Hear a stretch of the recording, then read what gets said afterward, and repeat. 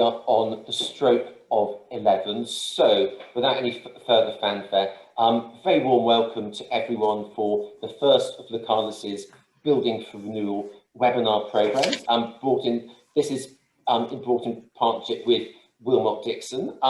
The purpose behind this, really we want to look at look at the central local from the perspective of how the Treasury's radical new approaches to speeding up projects, measuring outcomes, using data purportedly to make better decisions and driving improvements to how we build out not just new homes, but also public assets and amenities such as schools and hospitals to deliver connective infrastructure might work. That's the central thing. Or contrary-wise, what support do localities and places need from central government, and especially Treasury and Homes England in the context of our recovery programme to build back with confidence.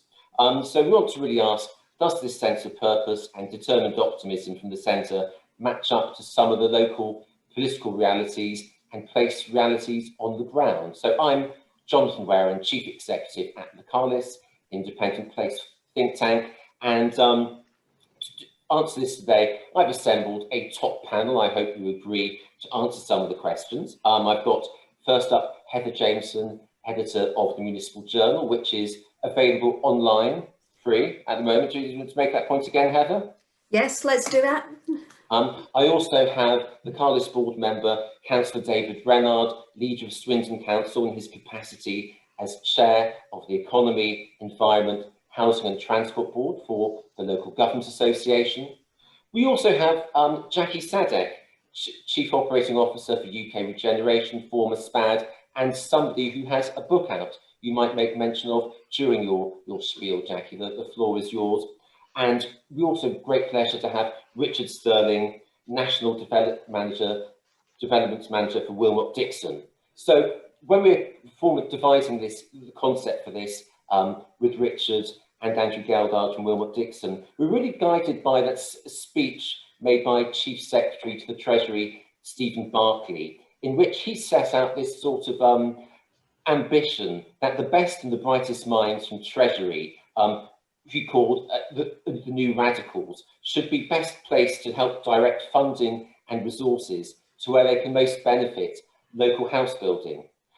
Since that time, a lot of water's gone under the bridge, even that's politics in the COVID age. The debate in terms of central local has really shifted onto the role of centrally set algorithms, rogue or otherwise, in determining local outcomes and what this would mean for house building in different parts of the country and how this might set or rebalance our regional economies. So the key question for colleagues to debate today is whether local knowledge, understanding, and importantly, leadership of place should also be as highly prized and valued as various complex demographic and social data being fed through the Whitehall housing number crunching machine under the Planning for the Future agenda. So that's kind of what we want to debate today. As in all the Localis events, we very much like to hear from you, the audience. So we've got the Q&A set up and we look forward to hearing thoughts and views. But before we get that, I very much welcome thoughts from my panel, how they see the need for funding and resources for house building and in terms of the role of place leadership. So I'm first going to invite the invincible Jackie Sadek to unmute, if not you unmute already. Please, Jackie, share your views. What do you think is most important here? Well, thank you, Jonathan. And can I thank you for inviting me today and delighted to be part of this. Great fan of Localis and Localis's work. And I think my role in all of these things is always to lob in a few grenades at the outset. So I'm happy to do that, partly because I'm an old curmudgeonly, grumpy woman who's just about had enough, really. And that was before the pandemic. You know, I'm a woman on the edge, so I care not really. To start by trying to say, and I do, you know, I am trying to be optimistic. You don't spend 4 decades in urban regeneration without being relentlessly optimistic, really. But I do find the what you just called the determined optimism from the centre a little bit galling, if I'm going to be frank, because it isn't populated by any hard tools which will allow us to actually get on and do what the Prime Minister keeps shouting, build, build, build. But it's actually very, very hard if, you know, all the stuff that you're depending on isn't really in a stable position. I refer, I think, mostly to the so-called planning reforms, which, you know, have just thrown yet more uncertainty into the market, really unhelpfully, in my view, at a time, you know, I was always taught, you know, you fix the roof when the sun's shining. Actually, you don't wait to the middle of a pandemic to start, you know, shouting about planning reforms. Added to the fact, if you're going to do planning reforms, please, could you just do them properly rather than faff around, you know? So, I mean, I'm not in a great place about the planning reforms, but I have to say, I'm not in a great place about local government reorganisation either.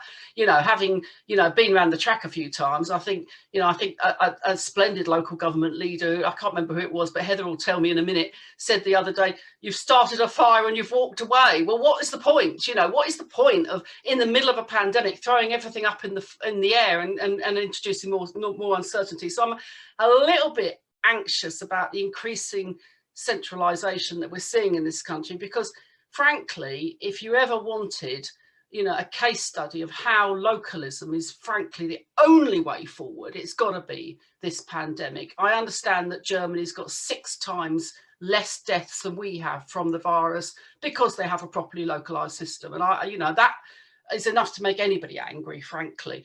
I just participated with Bill Grimsey in the Grimsey review of the High Street, and he did a COVID-19 supplement, which followed his other 2 reviews in June this year. It was incredibly well received, and actually the best of the 3 that he's done. And he coined this term, localism on steroids. And I think we now need localism on steroids. And I think actually we need localism on steroids, if we're going to be honest, because honestly, we cannot go on as we are. If we're talking about rebuilding the economy, we really can't pretend that that's going to be done out of Whitehall. It's got to be a place-based strategy. Absolutely got to be a place-based strategy. All economies are built from the bottom up in their places. And actually what we've got to start doing now is empowering local leaders, be they civic leaders or business leaders, to work together in partnerships. And government should be getting very transactional with people. If they are prepared to work together in partnerships, not argue like rats in a sack, present one plan and stick to it, they should be rewarded by government support, in my view. Whatever happens in the pandemic, and God knows it's not looking great at the minute, is it? The housing crisis increasingly, you know, is still with us. And in my own sector, the property sector, I have to tell you, there's a lot of attention being turned to housing, not just because the housing crisis is still with us, but because, not to put too fine a point on it, retail has already cratered and the office market's looking pretty bleak as well. So actually clever money's piling into housing, and the time is now right to do deals with local authority land or with private sector land, it doesn't matter, to get housing deals secured. So I would go very, very powerfully in on a locally place-based strategy with a massive emphasis on 2 things alone: homes and jobs. Homes and jobs. These are my mantras, and this is what I would go for. So that's my opening salvo, but I have to say, if you want more grumpy remarks, I've got plenty more where that came from, Jonathan.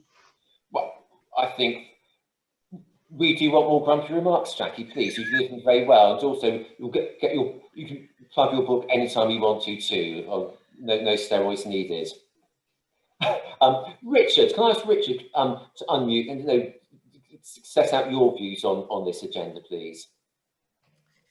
Yeah, absolutely. So morning, everyone, and thanks to Jonathan and the team for inviting me on this panel. It's obviously an area that's going to impact on many people's lives for years to come. And, you know, if we can get it right, it's going to have a really transformational impact. So I'm Richard Sterling. I'm our National Head of Land and Development at Willmott Dixon, and my role is really to work with our public sector partners, such as Homes England, local authorities, housing associations, to help accelerate house building programmes. And it's something we're doing right now across the country, from areas like Bristol all the way up to Preston. So for me, this is a real crescendo moment. You know, widely publicised, local authorities have been under huge financial pressure for years on the back of austerity, which has led to squeezed budgets and reduced services. Then comes along the current pandemic, which has added to that pressure, with over, you know, it created a double whammy with lost revenue in frontline services from things like leisure and tourism, and increased costs in critical areas like adult and social care.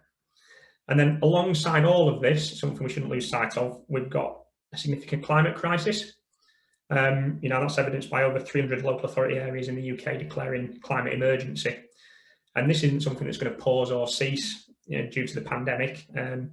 It's something that can only really be tackled with collaboration. And that's something which we've tried to address with our Now or Never strategy, which looks to eliminate carbon from buildings and homes, with a blueprint for that.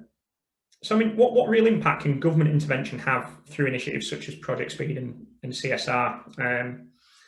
I think from a private sector perspective, we need a budget really that's going to give a long-term vision and visibility of investment in order to drive additional sustainable investment from the private sector. And I think we also need that absolute clarity on the steps and the investment that's going to be made available from central and from local government that's going to enable us to plan our business for the long term. That's going to allow us to invest in skills in the next generation of the workforce. And it's those people who are currently in great limbo really through the issues witnessed through the pandemic. And it's all that's going to only add really to the pressing issue of skill shortages in construction. And I think really we need all of this to be done at speed, building on what Jackie said. Procrastination is not going to help us here. But Project Speed is actually, for me, a starting point for that. But I suppose my question is, does it go far enough? From a personal perspective, I like that it deals with issues like investing in housing and infrastructure. It's looking to try and speed up construction and delivery by prioritising MMC. And it's got the startings of simplifying the planning process, albeit the detail isn't there yet. But it's probably missing a few issues that it doesn't really address some of the short-term issues we're seeing. We do a lot of work in partnership with local authorities, and through the fiscal challenges I mentioned earlier, I think we're starting to see a little bit of short-term fiscal need overriding some of the longer-term planning already. As a live example, we're working with a couple of, I'll say unnamed authorities at this stage, but on a couple of development programs that were specifically aimed to generate long-term revenue to help offset some of these austerity cuts that were mentioned. But because of the exacerbated pressures that COVID has created, those schemes are now looking to be cancelled, and it's likely that the authorities will just sell the sites to generate a short-term capital receipt. And that in itself is going to generate, help solve a short-term issue, but it's not going to help alleviate the long-term revenue pressure that authorities are facing. I think from planning perspective as well, whilst the proposals put forward, there'll be a healthy debate in it, I'm sure. It does make some suggestions that could help simplify and improve the system. It misses some of the key issues in local authority planning from my perspective. And, one of the big issues there is capacity in local authority planning departments. This for me is one of the biggest issues in development. I think authorities simply just don't have the capacity they once had to successfully move and work through the planning application process. And, we've got a live example of that at the minute, where we've got quite significant mixed use development we're promoting at the moment. It's the largest in the particular local authority area's borough. And we submitted a pre-app in July for that, but we won't actually have our pre-app meeting until November. And it's that delay for me, which is an example of the strains that the system's under. And it's, for me, lack of resource, which is born through limited investment in the system over recent years. I suppose I'll conclude my statements with a bit of an ask, really. So my ask to central and local government is I think we need a framework for long-term investment, and to try not to let the short-term pressures override the long-term ambitions. And I think that will help give us all a longer-term sustainable future. Thank you very much, Richard. My great pleasure now to introduce my former boss, Heather Jameson, editor of the MJ, who I thought had a great future forum a few weeks back, Heather. What do you see in terms of the chief execs, the leaders you're talking to? What do you see as being most important in driving any sense of recovery forward in a way that's not going to totally bypass localism or place leadership? So I think that's an interesting question, Jonathan, because I think the issue for me is, so there's two answers to that. One is finance. Actually, there is no money. They're all on a knife edge on their finances at the moment. But the other answer to that is just how many priorities can central government chuck at local government at the moment.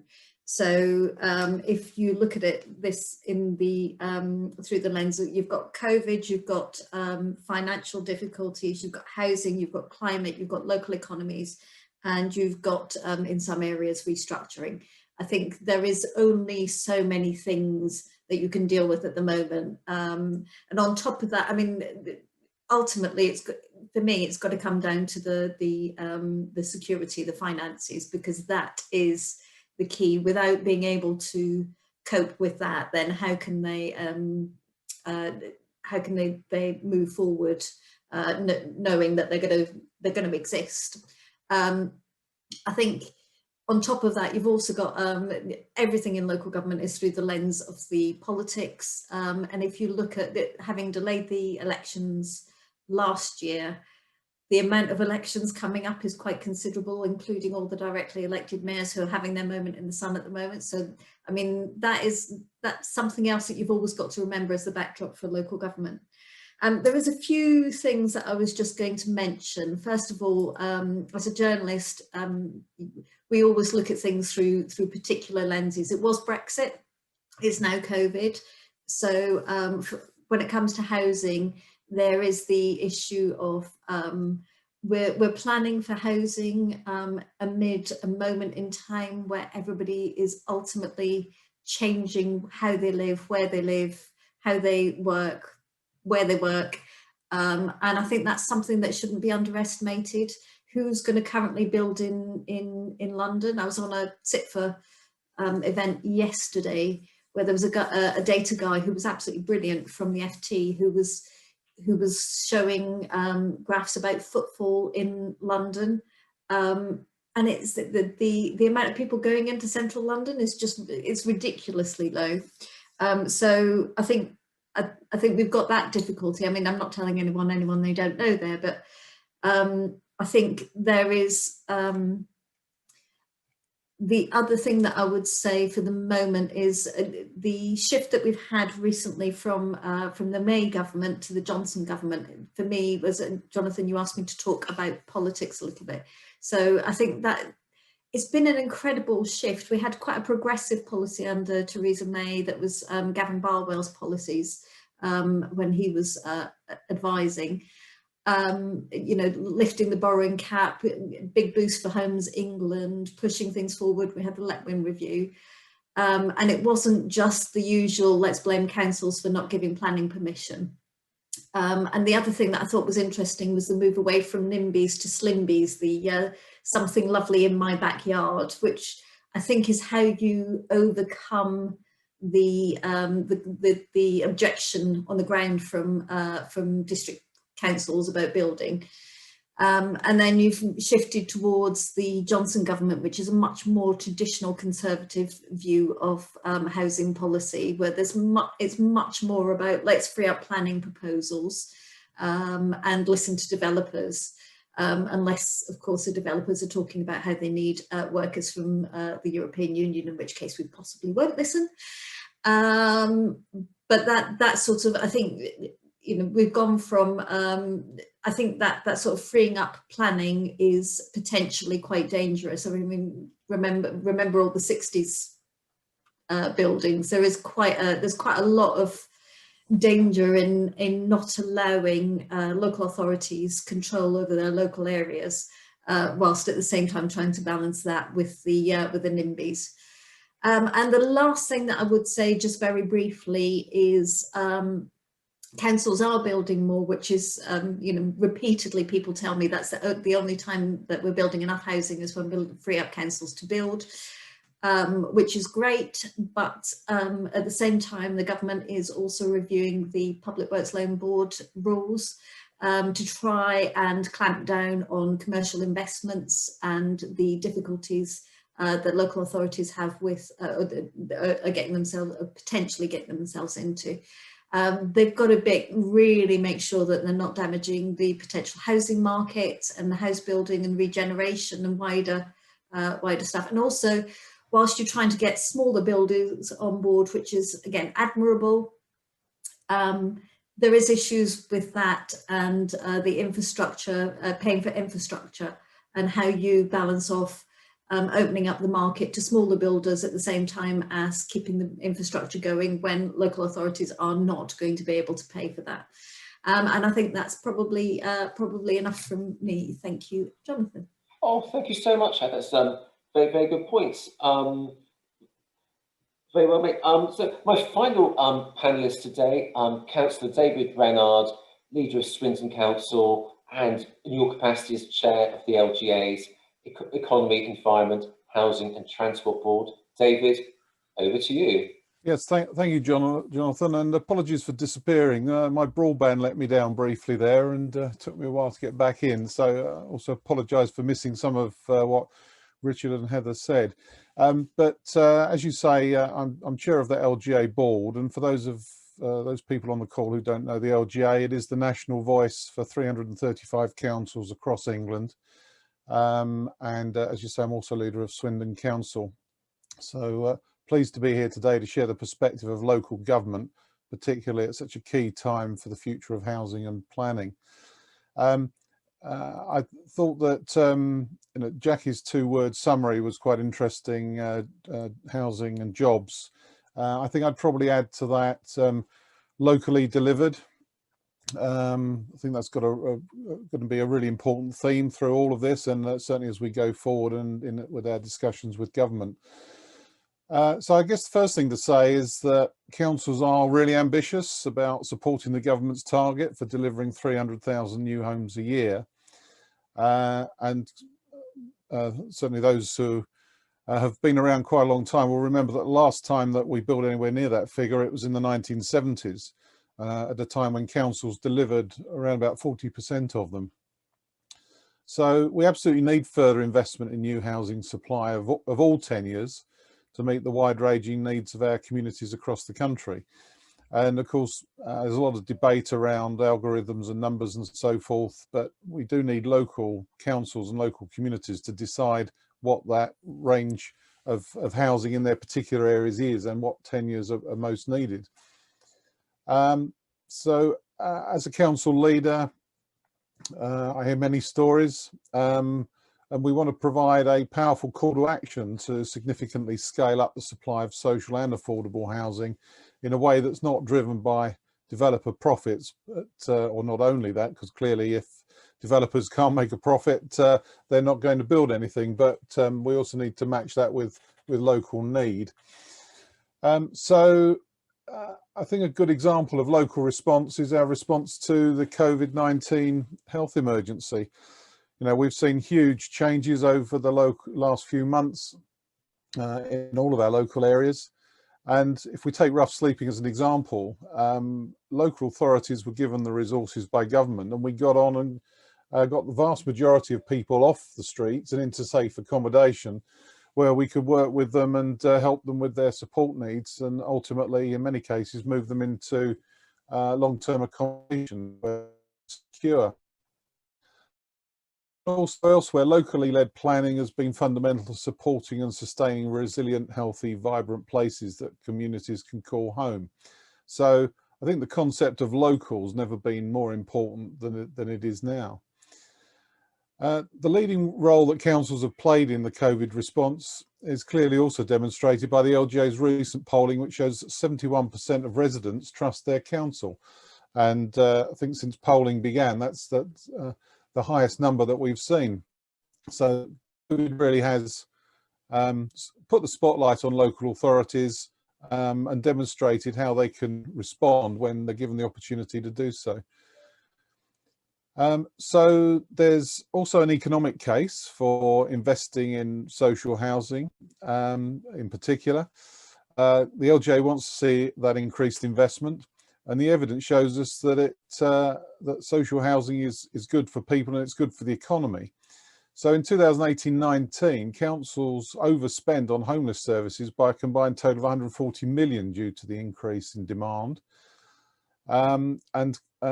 You know, that is taxpayers' money, which could be spent more wisely and deliver better outcomes.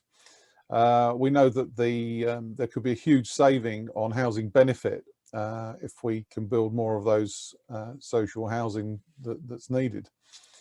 And also we know that £1 invested in a new social home generates £2.84 into the wider economy.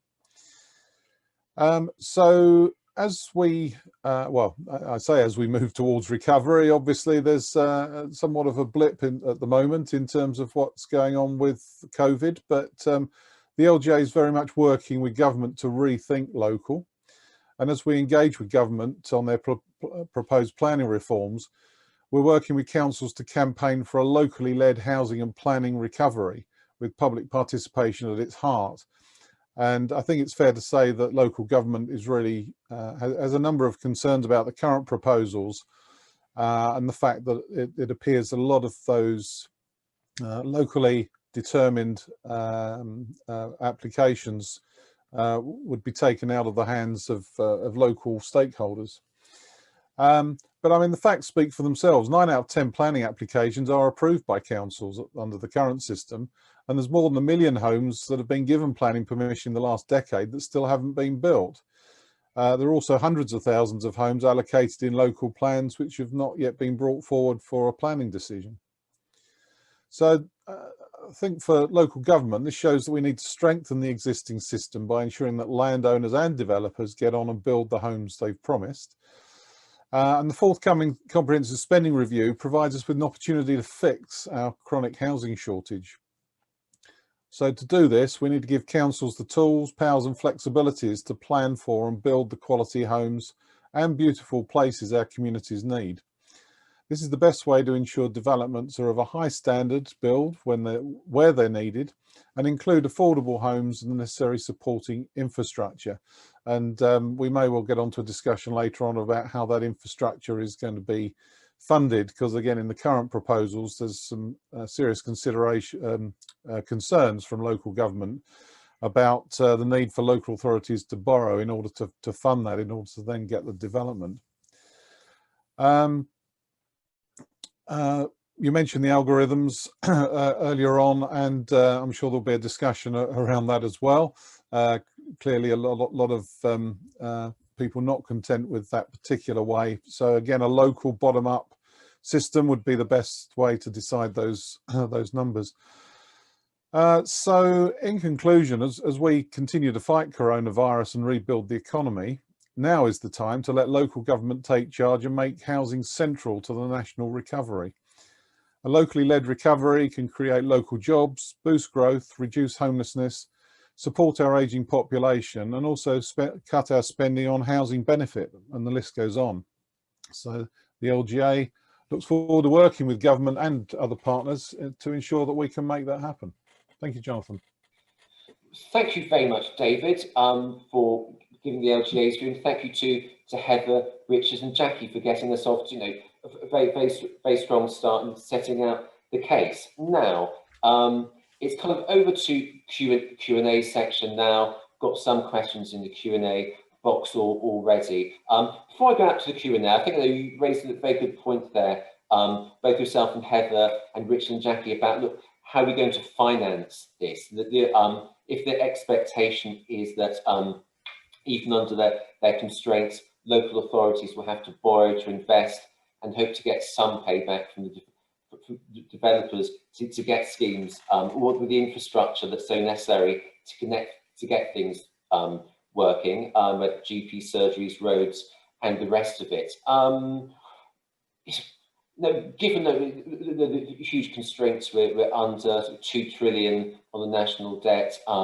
A comprehensive spending review, which won't be austerity, but I think there's some good points made by the prophet of doom, Paul Johnson from the IFS in the Future Forum.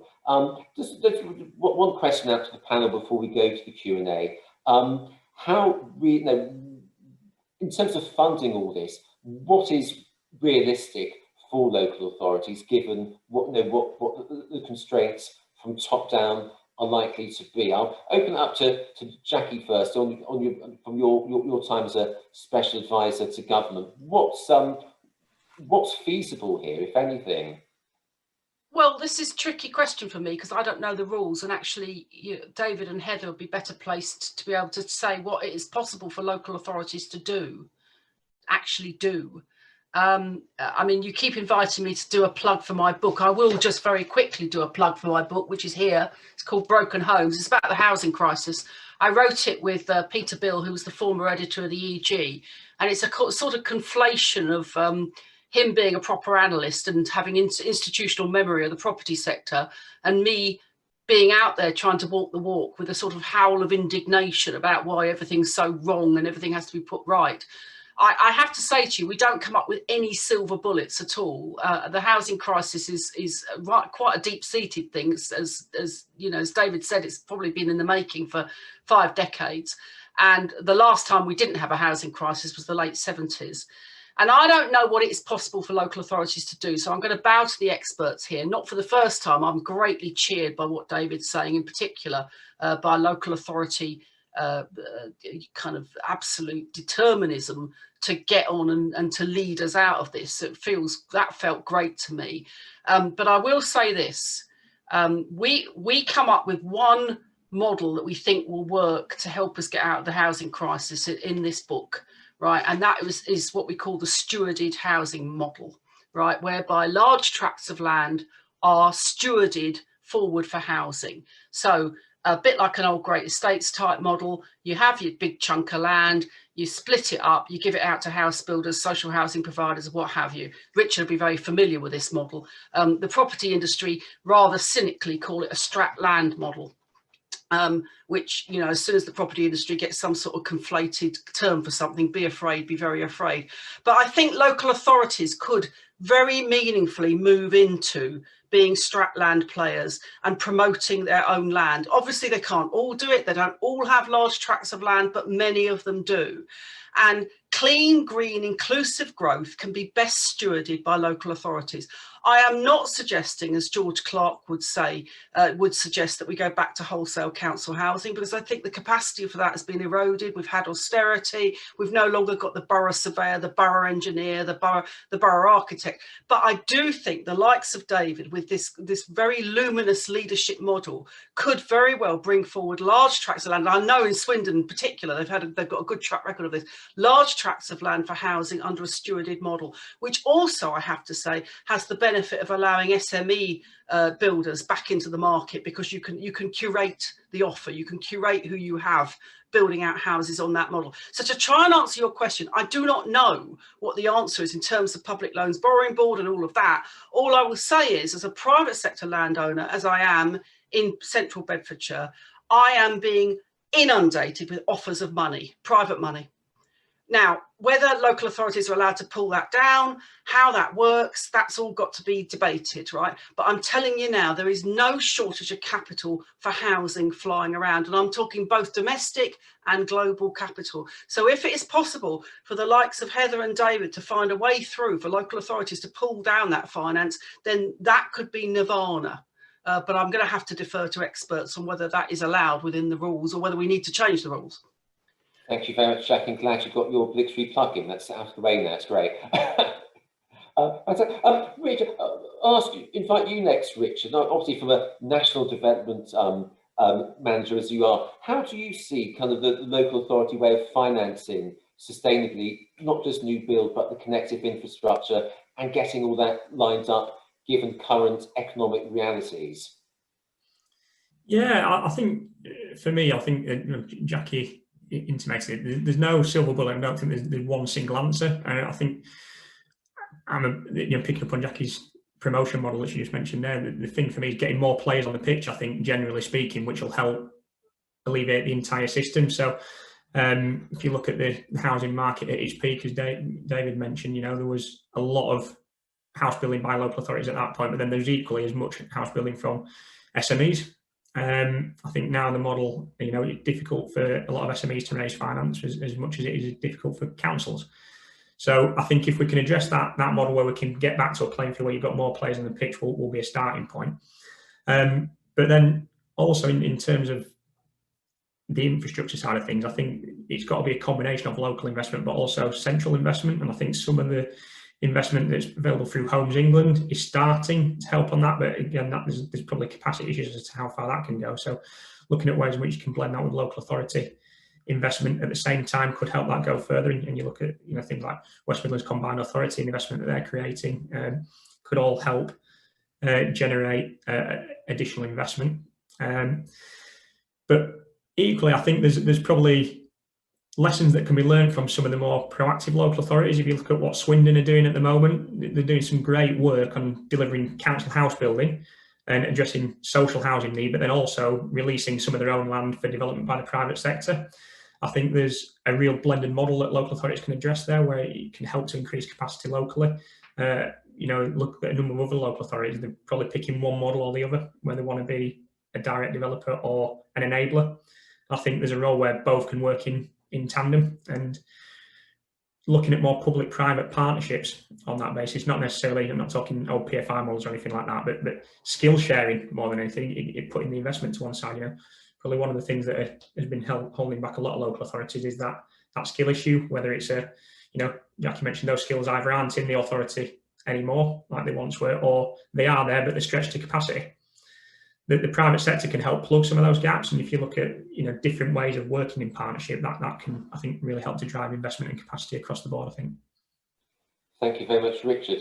Heather, you made a very good point about lists of priorities, competing priorities, or just too many darn priorities, because you can only really focus on a few things. From the financial side, then, what's you picking up from your dialogues and interviews about what's feasible, what's realistic, or what? Nothing's feasible, Jonathan. Oh. So you mentioned the IFS and Paul Johnson's speech. I mean, that was pretty much doom and gloom that he said to our Future Forum a couple of weeks ago, and subsequently to various other different formats. I think we are at the worst crisis financially since the Second World War, but the IFS opinion on that is, suck it up. We've just, as the government has just got to hold its nerve and keep going, because there's no way we can cut public spending right in the middle of a pandemic. We have I think. I saw a sit for debate with Philip Hammond yesterday, and he was saying much the same thing. We've spent the last decade trying to reel back the debt. It's worked to a certain extent. Now's not the time to be able to do that. I mean, I think the IFS is saying next financial year will not be the time either, but the year after that might be the point where we either raise taxes or start with austerity. But I think for local government, I mean, in terms of the finances, there is, we've had a decade of austerity, everything's been cut back.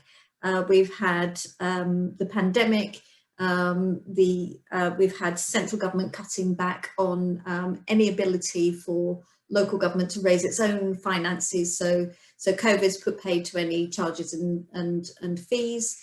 Whereas central government are trying to clamp down on any investment, rightly or wrongly. Your opinions on that are largely irrelevant. So really, it's just the finance, and of course you can't raise council tax. So you'll get, the only place that you can raise cash is by building houses and having more income locally through house building. I think so.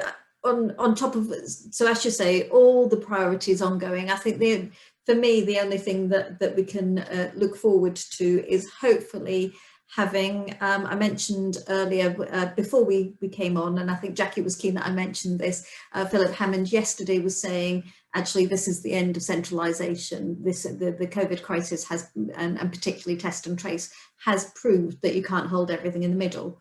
And actually, if there was one thing that we should be learning from this pandemic, it's about devolution, decentralisation, and actually just trusting councils a bit more. Gives them, by all means, give them housing targets in a region, or just say this is what we need delivered. What can you do, rather than the prescriptive centralism that we've got at the moment, that the government is time and time again showing that they're losing a grip because they're trying to hold everything, and it's just not possible. And that's probably not answered your question, but yeah, it's a bit of decentralisation. Thank you. Would never go amiss. No, thank you. Answered it very well. David, finally to you, as a council leader, what is obviously is how confident are you about investing in place at the moment? What's foremost in your mind? Yeah, I mean, so many issues raised there by Jackie, Richard and Heather. I mean, if I address first of all the local government finance, because I'm not convinced that large swathes of national government actually understand how local government finance works.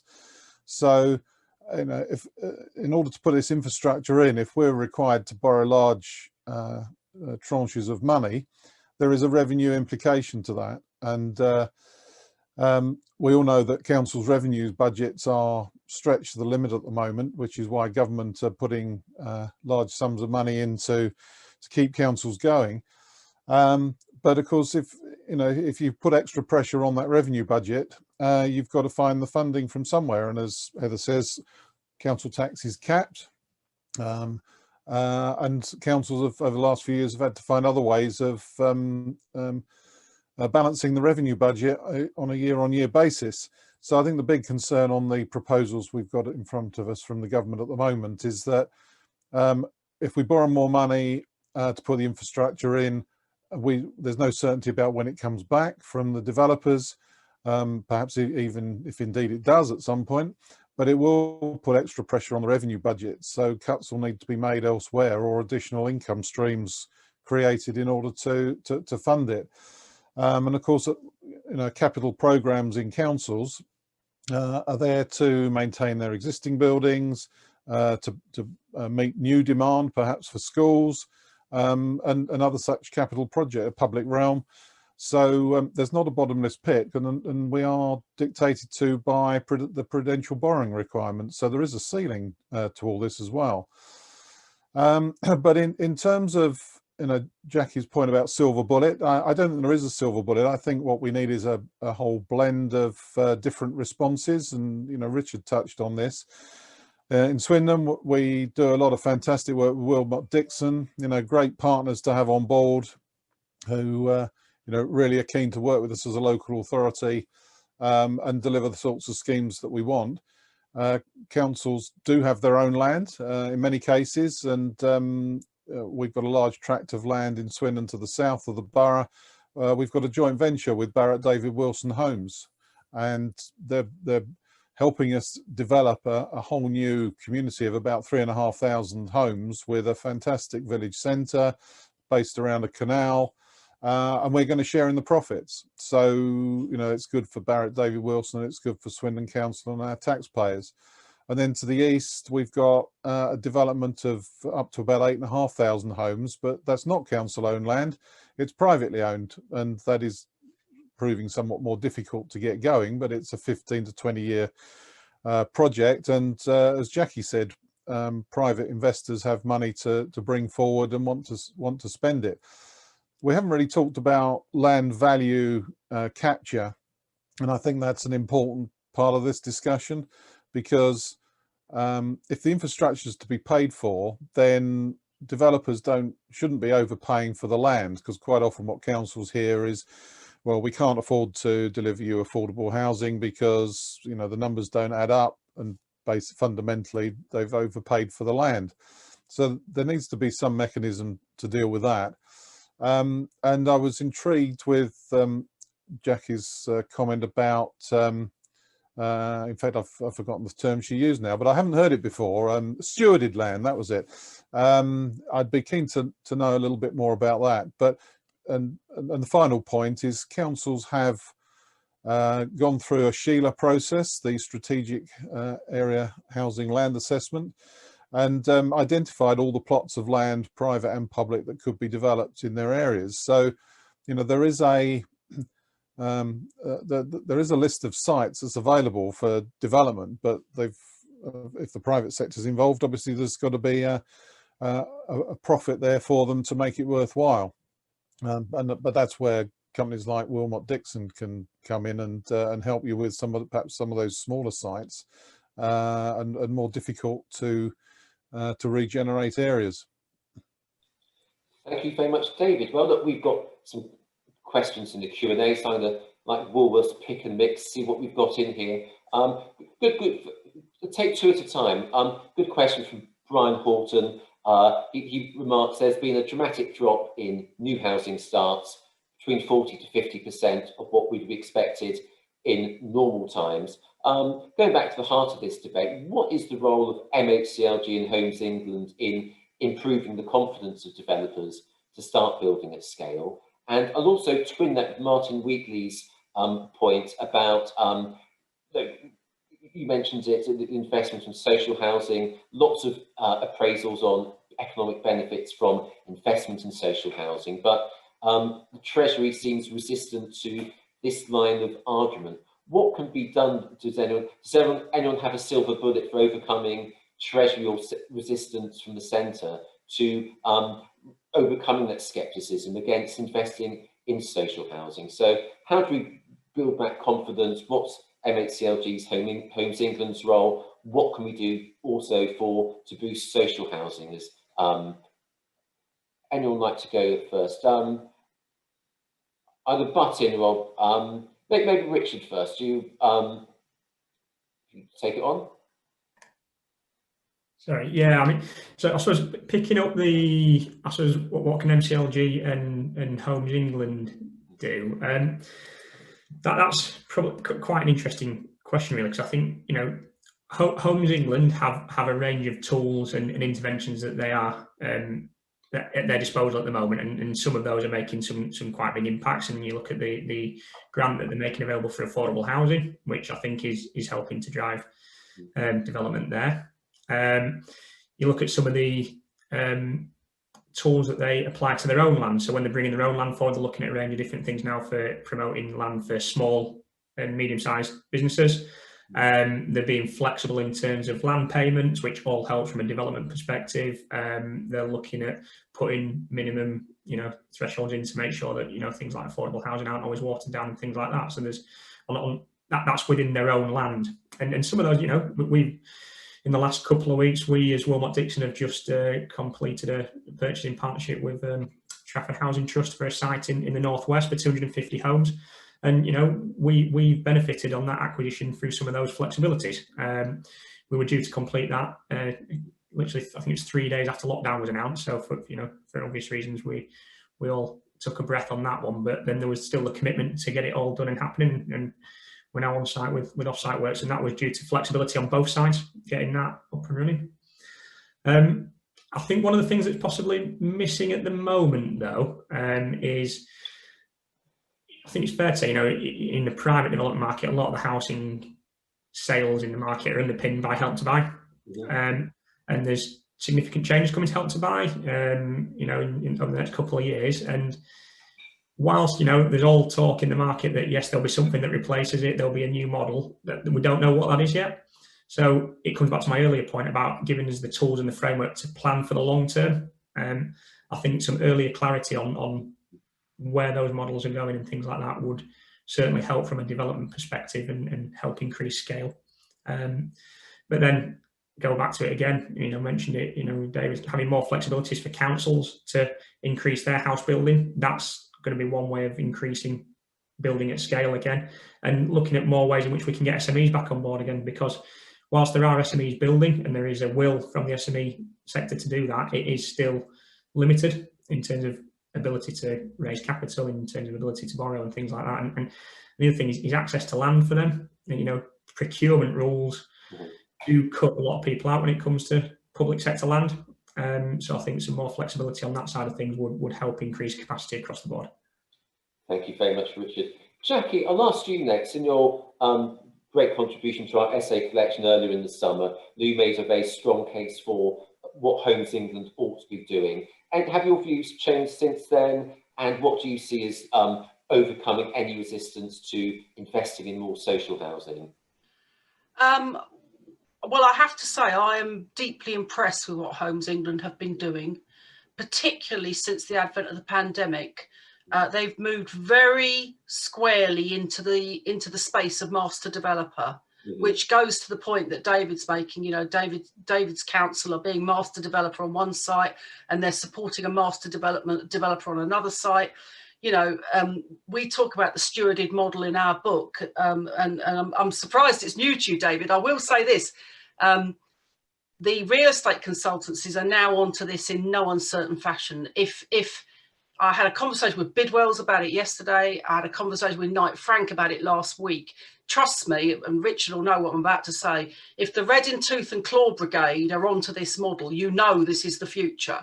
And actually, if the one thing that the Building Better, Building Beautiful, BBBB Commission has done is it's impressed people with the need to actually start to think about a curated model and a stewarded model. And you're going to see a lot on stewardship coming out of the BBBB Commission. Whether it lands at all, I don't know, but I'll tell you this, the real estate consultants are onto it. So, you know that there's a market niche there somewhere. I'm not sure about MHCLG. I think they're flailing a bit, if I'm going to be honest. I worked for one of Robert Jenrick's predecessors. He was the politest man in the world.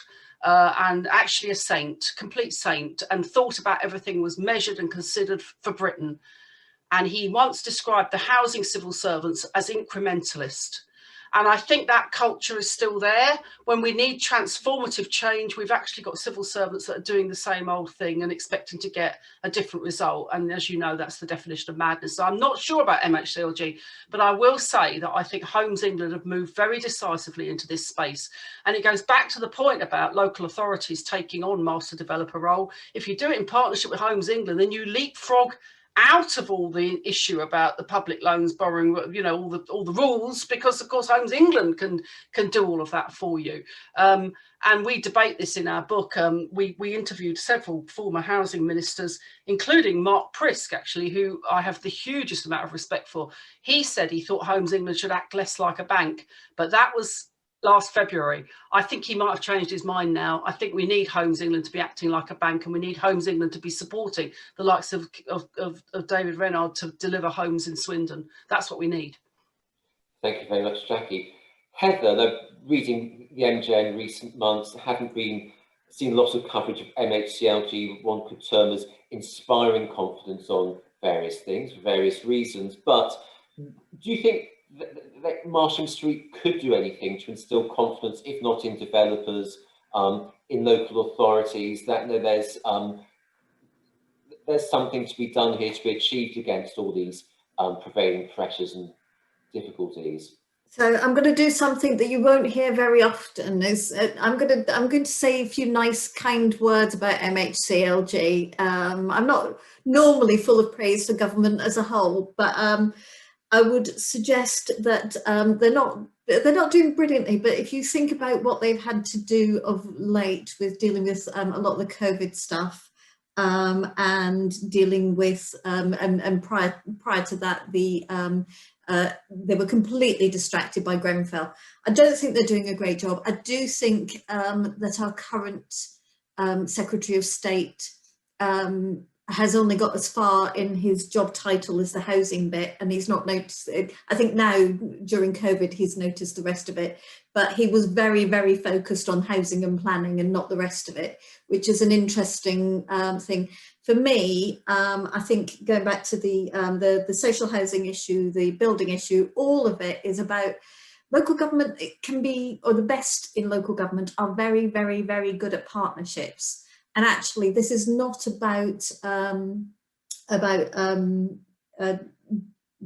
local government doing things themselves.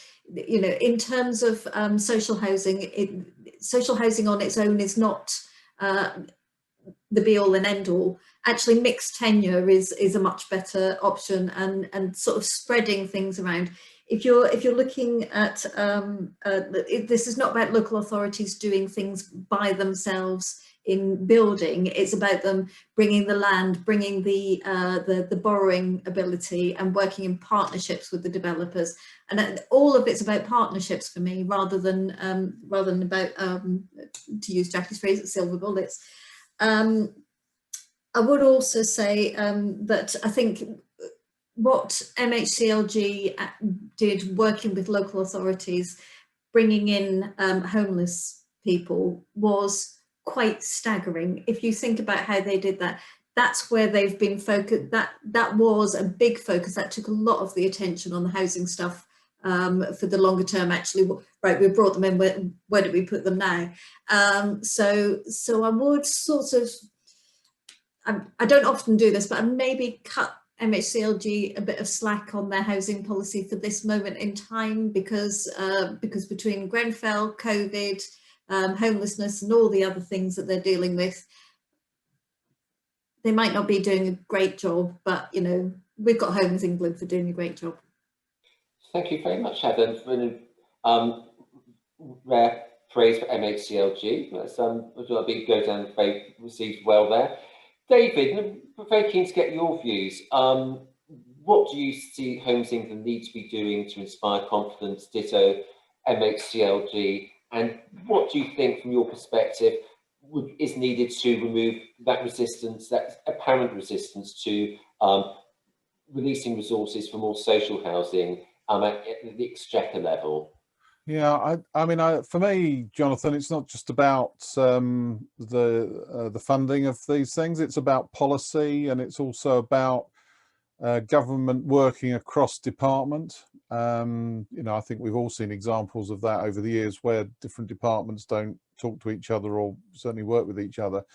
So, you know, as a Conservative leader, you'd expect me to say I'm in favour of home ownership, which of course I am, but I also accept that not everybody is able to go down that route, or and it may not be suitable for their time of life or their circumstances. So we need a broad range of housing and different types of tenure. And so I think the first thing is we need a policy that recognises that, and we then need to put in the various mechanisms to make sure that can happen. And I referenced this in my opening remarks, that you know, the benefit system could save a huge amount of money year on year if people who can't get on the property ladder were housed in social housing rather than private housing. So you know there is money to be saved there. Obviously, you'd need a long-term plan for that, because you've got the capital outlay in the first instance to invest in those properties. But if you're planning over the long term, which you would expect government to do, or I would hope they would, then you would be able to see that return on investment. So I think it's not just about financial levers, it's about policy levers, and it's about cross-department working to deliver the homes that everybody agrees we need, in the right places, to the right standards, with the right tenure mix. Thank you very much, David. Coming down to the last couple of questions, so apologies for anyone who's put a question in the box we haven't had time to answer. We'll find a way. Quick one for you, Richard, on modular housing. It's clearly the best and the brightest at the Treasury see technology as new brooms always do to overcome problems. How, modular housing, good question from Johanna Bradford. Is there a role for modular, and can it help scale up, and do we need a more equal playing field to more traditional buildings when looking at modular? How do you see it?